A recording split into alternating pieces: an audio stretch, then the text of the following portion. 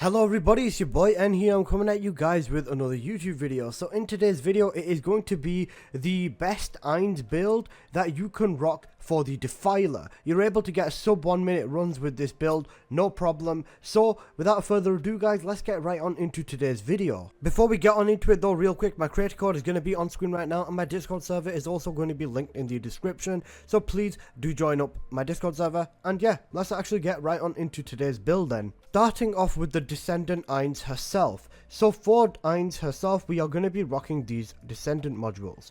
So first off, we're using Time of the Hunting Hounds.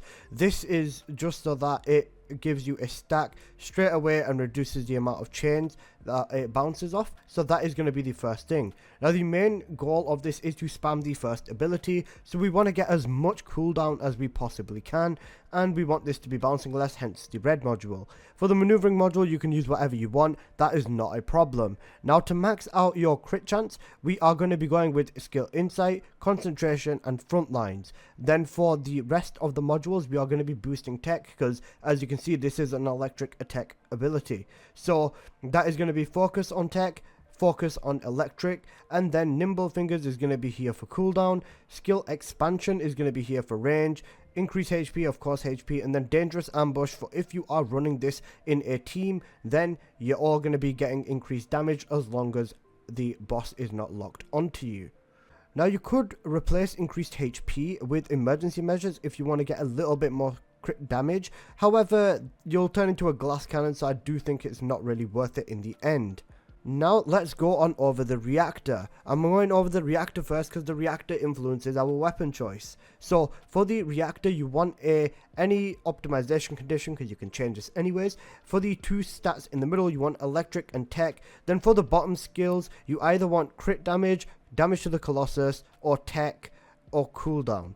Now with this, I've gone with a damage to the Colossus and tech reactor, because that is just the one that I got. And then for the optimization condition, I specifically went with tactical rifle weapon mounting. That is because we are going to be using the secret garden.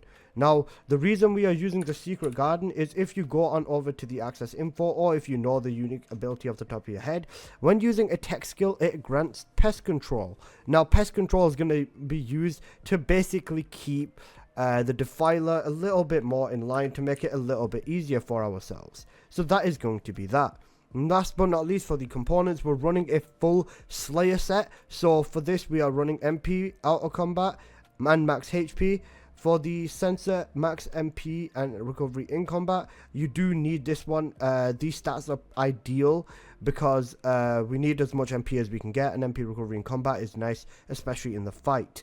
Then for the memory, electric resistance and MP recovery modifier, and then max shield and shield recovery modifier, or if you can get toxic resistance on here, that is going to be great. We're using this set for the 26% skill power increase, so that is going to be the setup we are running for Ines. So let's get on into the gameplay.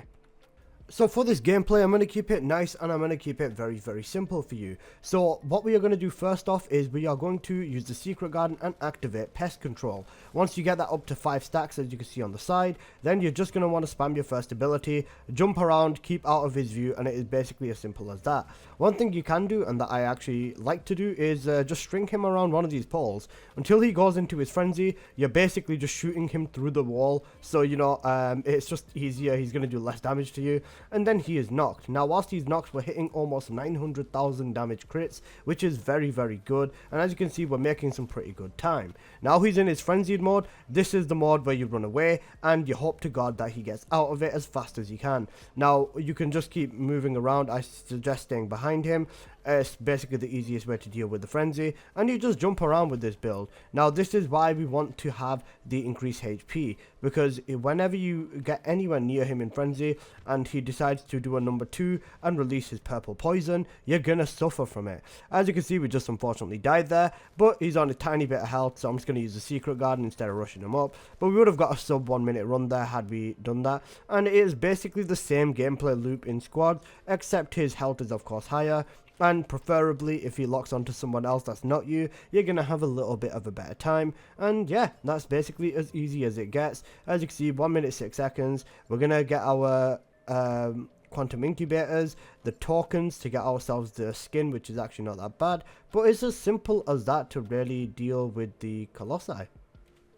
So people, that's been this video, and I hope you have enjoyed. If you did, please do smash that like button. If there's any ways that you know to improve this build, please let me know in the comments, and I would love to hear it. But yeah, that's been this video. Smash that like button, and I will see you guys in the next video. Peace!